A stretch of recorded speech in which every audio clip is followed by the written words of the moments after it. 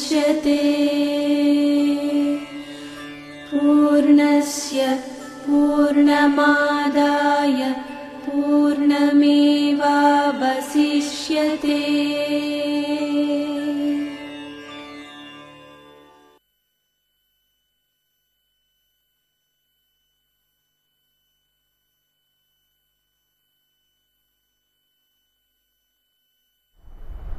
నెమ్మదిగా మళ్ళీ బయలుదేరుతాడు. నెమ్మదిగా బయలుదేరుతున్నప్పుడు అలా చూస్తూ ఉన్నాడు. నిజానికి ఆశ్చర్యం అన్నమాట. అక్కడ ఏ వర్షము లేదు, ఏ మబ్బులు లేవు, ఇంద్రధనుసు అలాగా సప్తవర్ణాలతో ఉందన్నమాట, శోభాయమానంగా ఉంది. ఇన్ని అద్భుతం అనుకున్నాడు అన్నమాట. ఎక్కడి నుండో ఆకాశంలోనే చెట్లు ఏలాడుతున్నాయి, వాటికి ఏం వృక్షాలు తెలవటం లేదు, ఎక్కడి నుండి వచ్చినాయో, ఎంతటి అద్భుతమైనటువంటి వృక్షాలు ఇవి అనుకున్నాడు. ఓహో, చాలా విచిత్రంగా ఉంది, ఇంత అద్భుతమైనటువంటిది. ఇంకా కొంచెం దూరం వెళ్ళాడనమాట. ఎక్కడి నుండో వచ్చిందో తెలియదు, ఒక వింత జంతువు ఒక్కసారి వచ్చి అలాగా అన్నట్లుగా ముందుకు వచ్చేసింది అనమాట. ఒకసారి ఉలిక్కి పడ్డాడు. ఏంటి ఇది, ఎక్కడి నుండి వచ్చింది ఈ వింత జంతువు అని ఆశ్చర్యపోయాడు అనమాట. అది నెమ్మదిగా పక్కకు తప్పుకుంది. ఇంకా ముందుకు వెళ్ళాడనమాట. అక్కడ అది లోయో తెలవలేదు, ఏమో తెలవలేదు, మామూలుగా ఉన్నట్లుగా ఉందన్నమాట. ఒక చక్కటి పచ్చిక బయలులాగా ఉన్నది అనమాట. కాలు పెట్టగానే దానిలోకి అగాధంలోకి పడ్డట్టుగా అయిపోయింది. అక్కడికి వెళ్ళాడు. ఎంత పచ్చిక బయళ్ళు, దానిలో పడిపోయాడు అనమాట. ఇదంతా చాలా విచిత్రంగా ఉన్నది. చూడటానికి ఇది ఒక పచ్చిక మైదానం లాగా ఉన్నది, ఇది అగాధమా, ఎంత వింతగా ఉంది ఇది అనుకున్నాడు అనమాట. అక్కడే కొన్ని మృగాలు కనపడ్డాయి. అటుపైన అటు వెళ్ళాడనమాట. అప్సరసులను మించినటువంటి వాళ్ళు అక్కడ నాట్యం చేస్తున్నారు. ఆ నాట్యానికి మైమరిచిపోయి ఉన్నాడనమాట. ఎంతకాలం జరిగిందో కూడా తెలియదు, అలాంటి పరిస్థితి అన్నమాట. అంత అద్భుతమైన. ఇంకా ముందుకు వెళ్ళాడనమాట. ఇంకా ముందుకు వెళ్ళినప్పుడు రకరకాల జంతువులు రకరకాలైనటువంటి విన్యాసాలు చేస్తున్నాయి అన్నమాట. విచిత్రమైన జంతువులు విచిత్రమైనటువంటి విన్యాసాలు చేస్తున్నాయి. ఏమి అద్భుతము, ఏమీ సౌందర్యం, ఎంతో విచిత్రంగా ఉన్నది. నిజానికి ఈ లోకం అందమైన జలపాతాలు, అందమైన ప్రకృతి, రకరకాలైనటువంటి పక్షులు, జంతువులు, వింత వింత మనుషులు, ఏమి శోభ అనుకుంటా ముందుకు వెళ్ళాడనమాట. నాకు చాలా ఆనందం కలిగింది అన్నాడు. అయితే అప్పుడప్పుడు ఆ వచ్చేటటువంటి ఆ బీభత్సాలు కూడా నన్ను గగురుపాటు కలిగించాయి. నిజానికి రెప్పపాటులో ఆ జంతువు నన్ను మింగేస్తుందని భయం కూడా కలిగింది. ఎంతో ఆశ్చర్యంగానూ అద్భుతంగానూ ఆనందంగానూ అనిపించినటువంటి నీ లోకంలో ఇలాంటి గొలిపేటటువంటి భయంకరమైనటువంటి గగుర్పొడ్చేటటువంటి వింత వింత సన్నివేశాలు, సంఘటనలు కూడా నిజానికి నాకు ఆశ్చర్యాన్ని కలిగించి వాటి పట్ల ఆసక్తిని కూడా పెంచాయి. నిజానికి నాకు చాలా ఆనందంగా ఉంది తండ్రి అన్నాడు. బాగుంది బిడ్డ, ఇన్నాళ్లకు నా లోకాన్ని నీవు ఈ విధంగా సందర్శించావు, దీనిలో ఉన్నటువంటి అద్భుతాన్ని ఈ విధంగా నువ్వు మెచ్చుకున్నావు, ఎంత ఆనందంగా ఉంది, బాగుంది, నెమ్మదిగా నూనె పాత్రని అక్కడ పెట్టు అన్నాడు. నూనె పాత్ర పెట్టాడు. నూనె పాత్ర అప్పుడు ఇలా లేదన్నమాట, ఇలా ఉందన్నమాట. అదేం బిడ్డ, నూనె పాత్ర ఇలా కదా నువ్వు పట్టుకెళ్ళావు అని. ఈ నూనె పాత్ర ఇది నా చేతిలో ఉన్న నూనె పాత్ర నా తండ్రి, మర్చిపోయాను నేను. నూనె పాత్ర కదా ఇందాక నువ్వు పట్టుకెళ్ళి ఒక చుట్టూ తిరిగి వచ్చావు కదా బిడ్డ, ఇప్పుడు ఏంటి మర్చిపోయాను అంటున్నావు? ఆశ్చర్యం తండ్రి, నేను దీనిలో మునిగిపోయాను, నీ అద్భుతమైనటువంటి ఈ లోకంలో నేను మైమర్చిపోయి ఈ నూనె సంగతే నేను మర్చిపోయాను. అసలు ఒక్క బొట్టు కూడా ఒలకవద్దని నువ్వు చెబితే ఒక్క బొట్టు కూడా దానిలో లేకుండా నేను ఖాళీ దాన్ని పట్టుకొచ్చాను అన్నాడు. అరే రే బిడ్డ, ఎంత తప్పయింది. అలా కాదురా, నేను నిన్ను అలా కోరలేదు, నా ఉద్దేశం అది కాదు. నువ్వు ఒక పని చెయ్యి, ఈసారి మళ్ళీ నూనె పాత్ర పట్టుకుని పో అన్నాడు. నూనె పాత్ర పట్టుకుని పో. సగం దూరం వెళ్ళేటప్పటికి నిజానికి నువ్వేమైనా తప్పు చేస్తున్నావేమో, నేను వచ్చి చూస్తాను, ఏమైనా నీ మీద నాకు ప్రేమ కదా అన్నాడు. సరే బయలుదేరాడు. బయలుదేరేటప్పటికి ఈ నూనె ఇలా పట్టుకుని, నూనె పాత్రను పట్టుకుని నడుచుకుంటూ వెళ్తూ ఉన్నాడు. ప్రతి దృశ్యాన్ని ఇందాక వెళ్ళినటువంటి మార్గంలో కాకుండా మరో కొత్త మార్గంలో పంపించాడు అన్నమాట. నువ్వు ఇందాక ఏమాత్రం చూసావు, ఇది 100 రెట్లు ఆశ్చర్యకరమైనటువంటిది. నిజానికి నువ్వు ఒక్క దానిలోనే వెళ్ళావు, ఇదిగో ఇప్పుడు ఈ మార్గంలో వెళ్ళు అని కొత్త మార్గంలో ప్రవేశపెట్టాడు. ఇది ఇంతకన్నా ఆశ్చర్యంగా ఉందన్నమాట. మహా అద్భుతంగా ఉంది. ఏమిటి ఇది, ఒకదాన్ని మించి ఇన్ని ఉన్నాయా, ఇంకా ఎన్నో ఉన్నాయి కాబోలు, ఇక్కడ ఒక మార్గమే ఇందాక నాకు అలా అనిపించింది అనుకున్నాడు. అయినా ఈసారి మనం తొందరపడకూడదు, నూనె అంత జాగ్రత్తగా చూసుకుంటూ ఉండాలి, నూనె చూసుకుంటా ఆనందించుకుంటూ వెళ్ళాలి. కొత్తవి కనపడుతున్నాయి, అది చూడకుండా ఉండలేకపోతున్నాడు అనమాట. దాంతో తన్మయత్వం చెందలేకుండా ఉండలేకపోతున్నాడు అనమాట. అయినా నా తండ్రికి నేను మాట ఇచ్చాను. ఏమని ఇచ్చాను, దీనిలో నుండి ఒక్క బొట్టు నూనె కూడా కింద పడకుండా నేను మళ్ళీ తీసుకొస్తాను తండ్రి అని మాట ఇచ్చాను. కాబట్టి ఆ నూనె పాత్ర తీసుకుని వెళ్తున్నాడు. అందమైన దృశ్యాలు, అందమైనటువంటి ప్రకృతి, రకరకాలైనటువంటి వర్ణించటానికి వీలు కానటువంటి రమణీయత ఉన్నదన్నమాట. అయినా పాత్రని అలాగే పట్టుకుని దాన్ని అలాగ చూసుకుంటూ ముందుకు నడుస్తున్నాడు అనమాట. పాత్రని ఒక కంట కనిపెట్టి చూసుకుంటూనే ఉన్నాడు, కంట కనిపెట్టి చూసుకుంటూనే ఉన్నాడు. ఆ రమణీయతను ఆనందిస్తూనే ఉన్నాడు అనమాట. అలాగా ముందుకు నడుచుకుంటూ నెమ్మదిగా స్థిమితంగా పాత్ర వైపు దృష్టి పెట్టి రమణీయతను ఆస్వాదిస్తూ అలాగా ముందుకెళ్తుంటే నిజానికి తనకు తెలవకుండానే మైమర్చిపోయి సగం దూరం చేరాడు. సగం దూరానికి నేను వచ్చి నువ్వు ఏదన్నా తప్పు చేస్తుంటే నేను చెప్తాను అన్నాడు కదా తండ్రి. అక్కడ కనపడ్డాడు. శభాష్ బిడ్డ, నేను నిన్ను మెచ్చుకున్నాను, నాకెంత ఆనందంగా ఉందో ఈరోజు, నీలాంటి బిడ్డను నాకు నువ్వు బిడ్డవైనందుకు నిజానికి నాకు గర్వంగా ఉంది అని చెప్తాడనమాట. ఇంకా మిగిలిన దూరం కూడా నువ్వు ఇలాగే ఈ పాత్ర పట్టుకుని రావాలి అంటాడు. ఎంత ఉత్సాహపడిపోయి అలాగే తండ్రి, మళ్ళీ మనం మన గమ్యంలో కలుసుకుందాం, నువ్వు ఈ మిగిలిన దూరాన్ని కూడా అలాగే చుట్టేసి రా అని చెప్తాడు. మహా ఆనందంగా పాత్ర తీసుకుని ముందుకి నడవటం మొదలుపెట్టాడు. ఒక్కసారిగా ఒక వింత జంతువు వచ్చి మీద పడ్డట్టు అయిందనమాట. ఉలిక్కి పడ్డాడనమాట. ఉలిక్కి పడంగానే ఒక్కసారిగా పాత్రలో ద్రవం చెదిరిపోయింది. ఇంకా ముందుకెళ్ళాడనమాట. ముందుకెళ్ళగానే ఒక విపరీతమైనటువంటి బీభత్సంతో కూడినటువంటి గాలి వచ్చి ముఖాన్ని చాసి పెట్టి కొట్టినట్లయిందనమాట. ఆ దెబ్బని పాత్రలో మొత్తం నూనె అంతా కూడా ఎగిరి అవతల పడ్డట్లయిందనమాట. దాని నుంచి తట్టుకోవటం కష్టమైపోయింది. ఒక పక్క ఏడుపు, పాత్ర లేదు, పాడు లేదు, ముందు అసలు దీని నుంచి బయటపడితే చాలు, ఏంటి ఈ దుర్భరమైనటువంటి పరిస్థితి, ఎంత దారుణంగా ఉంది ఇదంతా కూడా అనుకుంటా ముందు అడుగేగానే ఎమ్మటే ఒక ముళ్ళు దిగింది అనమాట. అది ముల్లా లేకపోతే ఏమిటో తెలవటం లేదు, భయంకరమైన బాధ. ఇంకా అటు వెళ్ళాడు, అక్కడ పాము పెద్దది బుస్సు కూడా కనపడుతుంది అనమాట. ఇంకా ఒకటే ఏడుపు అనమాట. పరిగెత్తుకుంటూ అలాగే వచ్చి నాన్న ఇంత బీభత్సం జరిగింది తండ్రి అన్నాడు. సరే బీభత్సం సంగతి సరే, నా పాత్ర ఏది, ఈ పాత్ర ఎక్కడ పోయింది పాత్ర. బిడ్డ, ఏం గమనించావు నువ్వు?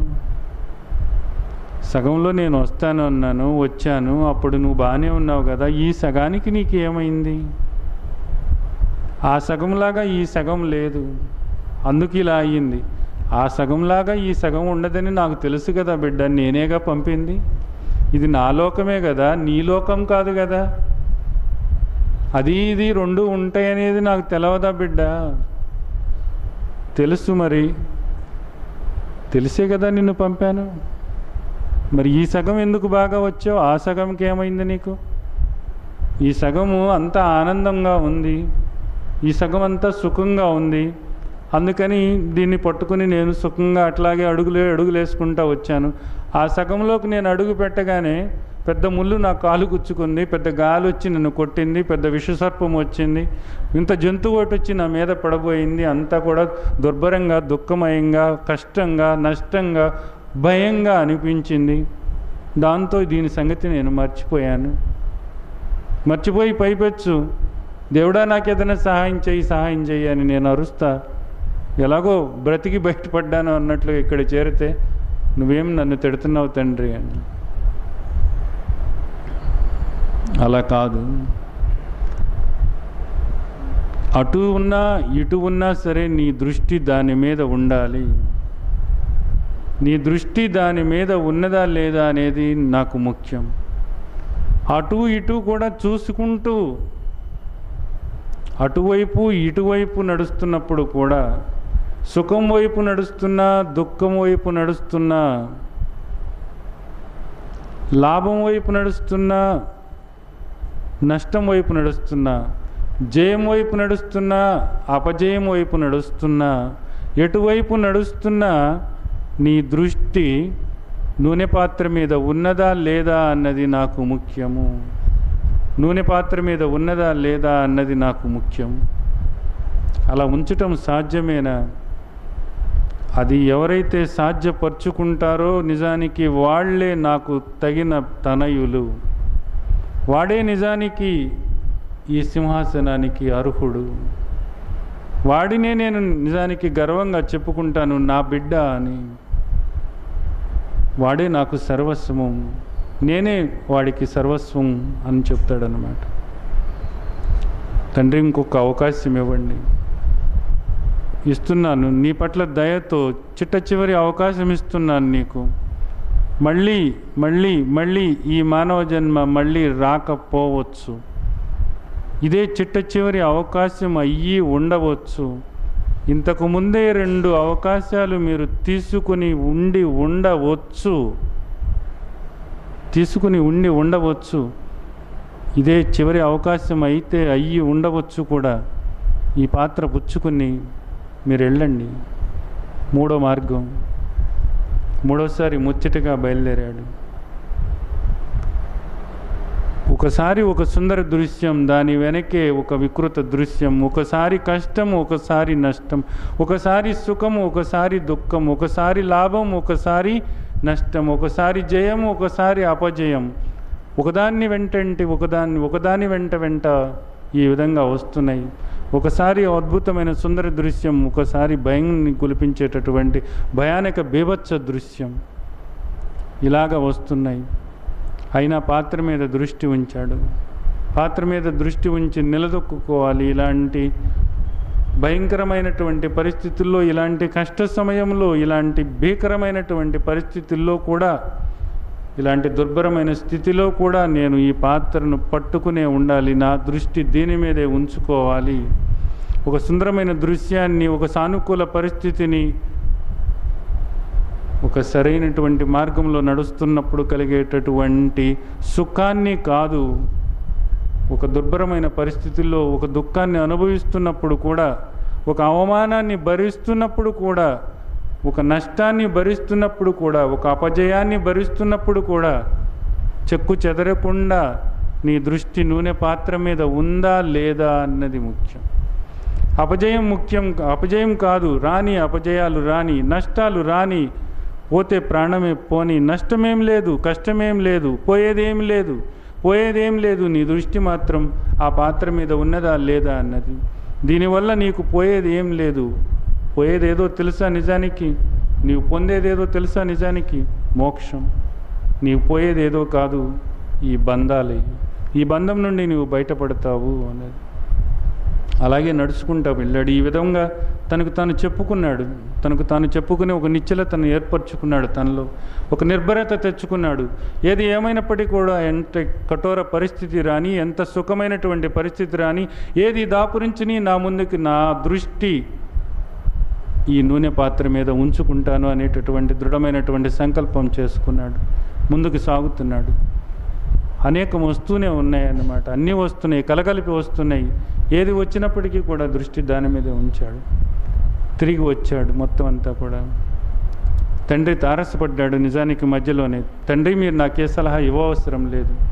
ఎంత నిశ్చలత కనపడుతున్నది, ఎంత నిర్భరత కనపడుతుంది, ఎంత ధైర్యం కనపడుతుంది, ఎంత తేజస్సు కనపడుతుంది, ఎంత శాంతి కనపడుతుంది అతనిలో, ఎంత ఆత్మస్థైర్యం ధైర్యం కనపడుతున్నాయి. ఆత్మవిశ్వాసంతో తొణికిసలాడుతున్నాడు. అన్నిటినీ ఎదుర్కొన్నటువంటిది ఆ శక్తి అతనిలో అణువణువులోనూ కూడా కనపడుతున్నది. ఆ ఉత్సాహం ఉరకలేస్తున్నటువంటిది. తండ్రి ఒక్కసారి తనయుడిని చూశాడు. అర్థమైంది, నేను నీకేం చెప్పవసరం లేదు. నవ్వుకుంటూ ఉన్నాడు, తప్పుకున్నాడు. అదే ఉత్సాహంతో ముందుకు సాగాడు. తిరిగి వచ్చాడు, తన స్థానానికి తిరిగి వచ్చాడు. హక్కును చేర్చుకున్నాడు. తండ్రి, బిడ్డ నీవు నాకు తగిన వాడివి అని. ఇది చేయాల్సినటువంటి ఇది సమన్వయం చేసుకోవటం అంటే. ఈ సమన్వయత లేనప్పుడు, ఆ నూనె పాత్ర మీద మన దృష్టి లేనప్పుడు మన ప్రయాణం వృధా అవుతుంది. మొదటిసారి వెళ్ళినప్పుడు నూనె పాత్ర బాగానే ఉన్నది, అంతా బాగున్నప్పుడు దాన్ని కూడా దృష్టి పెట్టామని అనుకుంటున్నాం. నిజానికి అది సరైనది కాదు.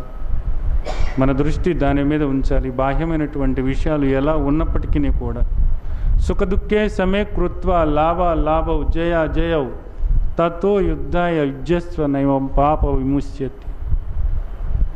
మీకు పాపం అంటకుండా ఉండాలి అంటే, నిజానికి మీరు అజ్ఞానం అంటకుండా ఉండాలంటే, అవిద్యకు మీరు బలి కాకుండా ఉండాలి అన్నప్పుడు యుద్ధం చేయాల్సిందే. ఏ యుద్ధం చేయాలి? మీరెవరో తెలుసుకుని మీరుగా ఉండేటటువంటి యుద్ధం. మీరెవరో తెలుసుకుని మీరుగా ఉండేటటువంటి, నేను ఆత్మస్వరూపాన్ని అనేటటువంటి దృష్టి పెట్టుకొని, ఇదంతా కూడా ఆ ఆత్మ పరమాత్మే అనేటటువంటి దృష్టి పెట్టుకొని, ఒక పరమాత్మ దృష్టి పెట్టుకొని అనేకం కాదు ఏకం, అనేకం కాదు ఏకం. ఇందాక మనం చెప్పుకున్నాం ఏమని మామేకం శరణం రోజా అనేటటువంటి నిత్యాత్మకమైనటువంటి దృష్టితో సర్వధర్మాన్ పరిత్యజ. ఎన్నో లేవు ఇక్కడ, ఎన్నో లేవు, ఉన్నది ఒకే పరమాత్మ. ఎన్నో లేవు, నీతో సహా అంతా కూడా పరమాత్మే. ఇదంతటినీ కూడా ఒకే చేత్తో రాస్తున్నాడు ఆయన, ఒకే శ్వాసతో నడుపుతున్నాడు ఆయన, నీతో సహా. ఇదంతా నీ పని కాదు, ఆయన పని. నీ పని ఆ నూనె పాత్ర మీద దృష్టి పెట్టి నీ ముందుకి ఆయన తీసుకొస్తున్నటువంటి సుఖ దుఃఖాల్లోనూ లాభాల్లోనూ జయాల్లోనూ కూడా నీ దృష్టి చెదరకుండా, ఏ సన్నివేశం వచ్చినా ఏ సందర్భం వచ్చినా కూడా ఏక దృష్టితో ఏక నిష్ఠతో ముందుకి సాగుతున్నావా లేదా? చివరికంటూ ఆ పాత్రలో ఒక్క చుక్క కూడా కింద రాలకుండా ఏకనిష్టతో నీవు ఆ తండ్రికి దగ్గరకు నీవు చేర్చావా లేదా అనేటటువంటి, ఇది సమన్వయం చేసుకోవటం అంటే. రెండు, ఈ సమన్వయత లేనప్పుడు ఏమవుతుంది? వృధా ప్రయాస అవుతుంది. ఈ జన్మ చివరి జన్మ అవ్వవచ్చు, ఇది మూడో అవకాశం అవ్వచ్చు ముచ్చటగాను. మరోసారి మానవ జన్మ వస్తుందో ఎప్పటికొస్తుందో ఎవరికి తెలుసు? మన దృష్టి ఇప్పుడు దేని మీద ఉండాలి? చూసి చూడనట్టు, పట్టనట్టు మన పక్కన జరుగుతున్న వాటిని, అద్భుతమైనటువంటి వాటిని వీక్షించుకుంటూ అలవోకగా అంటి ముట్టనట్టుగా దృష్టి అంతా కూడా నూనె పాత్ర మీద ఉంచుకుని నడుచుకుంటూ పోవటం అన్నది. నూనె పాత్రను జాగ్రత్తగా తండ్రికి చేర్చటం అన్నది. అలా అని దీన్ని పట్టించుకోకుండా ఉండటం కాదు. దీన్ని పట్టించుకుంటూ దాని పట్టులో పడకుండా చూస్తూ చూడని వాడిగా, ఆస్వాదిస్తూ ఆస్వాదించని వాడుగా, అనుభవిస్తూ అనుభవించని వాడుగా, అలాగా దృష్టి నూనె పాత్ర మీదే పెట్టుకుంటూ తిరిగి రావటం. ఈ విధంగా మనం చేయగలిగినప్పుడు ఈ జన్మ సఫలం చేసుకోగలుగుతాం. ఇది చేయాల్సినటువంటి. అలా కాకుండా నూనె పాత్రను అవతల పడేసి ఇక్కడ కూర్చుని ఈ దృశ్యాలను సరిదిద్దుదామనో, లేదా ఇక్కడ వస్తున్నటువంటి అడ్డంకులను తొలగించుదామనో, దాన్ని మార్చుదామనో, ఇది ఇలా ఉండాలి, ఇది ఇక్కడ ఉండకూడదు తండ్రి అని ఆయన్నే వేడుకుని, ఆయనకే ప్రార్థన చేసి, ఆయనకే లంచాలు ఇచ్చి దీన్ని మార్చాలనోటటువంటి దృష్టి పెట్టుకున్నప్పుడు నీ జన్మ వృధా అవుతుంది. అంతేకాదు, నీవు దుఃఖాల వైపే నీ దృష్టి పెట్టావు అని అర్థం చేసుకో. దేనివైపు నీ దృష్టి పెట్టావు? ఆనందం వైపు కాదు. నీవు ఆనందమే కోరుకున్నప్పుడు నూనె పాత్ర మీద దృష్టి ఉంచు. నీవు విషయాల్ని ధ్యానిస్తున్నావా, ఆనందాన్ని ధ్యానిస్తున్నావా? ఆనందం అన్నది నిజానికి నీలోనే ఉన్నది. ఒక చూపు ఎప్పుడూ కూడా ఆనందం అనే దాని మీద పెట్టుకుని నేను ఆనంద స్వరూపుడను, ఇదంతా కూడా పరమాత్మ అనేటటువంటి నిత్యాత్మకమైన దృష్టితో పెట్టుకుని నీకు ఎదురొస్తున్నటువంటి సన్నివేశాలని అలా తీసుకుంటూ అంటనట్టుగా ముట్టినట్లుగా ముందుకు సాగటం అనేందుకే నిజానికి నీవు ఇక్కడ ఉన్నావు, మరెందుకు కాదు. ఇదంతా ఆయన లోకం. ఆయన ఇష్టం వచ్చినట్లు ఉంచుకున్నాడు. నీకు ఇక్కడ నిజానికి ఎవరితోనూ సంబంధం లేదు. నా భర్త అంటున్నావు, నా భార్య అంటున్నావు, నా పిల్లలు అంటున్నావు.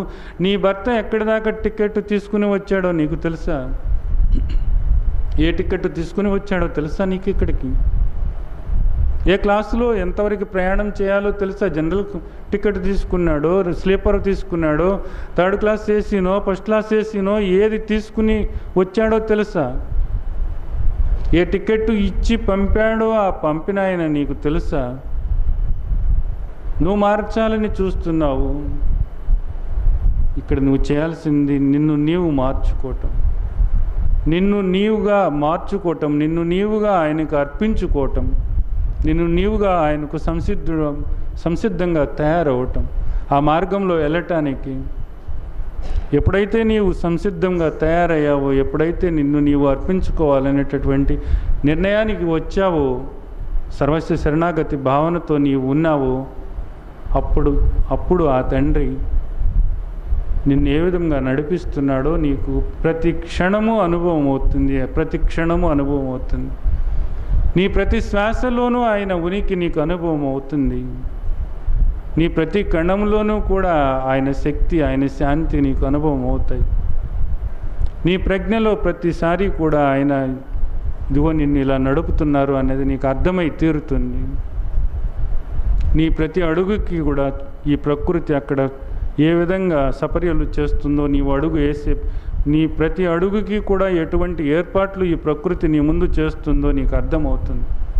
ఎప్పుడు నీ దృష్టి అటువైపు ఉన్నప్పుడు, నా గమ్యం అదే అని నీవు నిశ్చయం చేసుకున్నప్పుడు.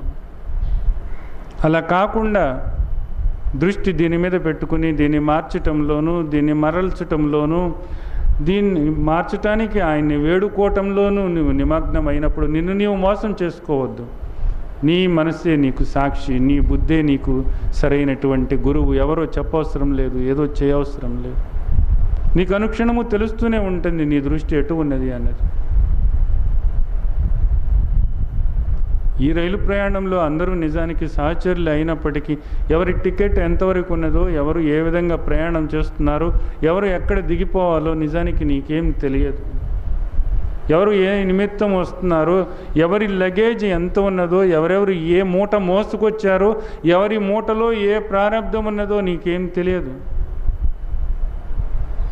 నీ ప్రారంధాన్ని నువ్వు ఏ విధంగా అనుభవిస్తున్నావు అన్నది, నీ ప్రయత్నం ఏ విధంగా ఉన్నది అనేది, నీకు ఇచ్చినటువంటి ఈ చివరి అవకాశాన్ని, ఈ మూడో అవకాశాన్ని, ఈ ముచ్చటైనటువంటి ఈ మూడో అవకాశాన్ని నువ్వు ఎలా సద్వినియోగపరుచుకుంటావు అన్నదే నీకు ఇక్కడ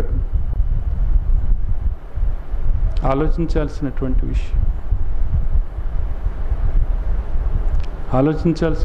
విషయం. మరోమారు రాకపోవచ్చు అవకాశం. అలా నడుస్తున్నప్పుడు నిజానికి అది ప్రతి ఒక్కళ్ళకి అనుభవం అవుతుంది. దృష్టి దాని మీద ఉంచుకోవాలి. ఇది మనం చేయాల్సినటువంటి. ఈ నూతన సంవత్సర సందర్భంగా మీ అందరి దృష్టి ఆ విధంగా దేని మీద ఉంచాలో దాని మీద ఉంచగలరని పరిపూర్ణంగా నాకు ఆ విశ్వాసం ఉన్నది మీ అందరి పట్ల. ఆ తండ్రి మనందరికీ ఆ శక్తి ఇచ్చే ఉన్నాడు. నిజానికి ఈరోజు మనకు కనువిప్పు కలిగించి ఆ తండ్రి ఈ సందర్భంలో మన దృష్టి పూర్తిగా దాని మీద నిలపటానికి కావాల్సినటువంటి ప్రజ్ఞ మనలో జాగృతం చేయాలని, మన బుద్ధిని ఆ విధంగా ప్రేరేపించాలని. భర్గో దేవస్య ధీమహి ధియో యో న ప్రచోదయాత్.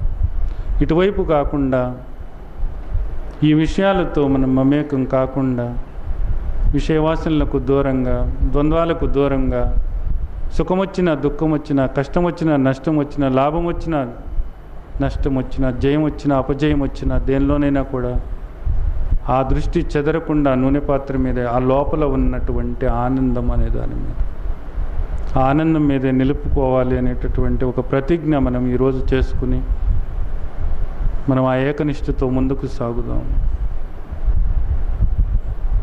వెళ్ళేద్దాము. జై సచ్చిదానంద.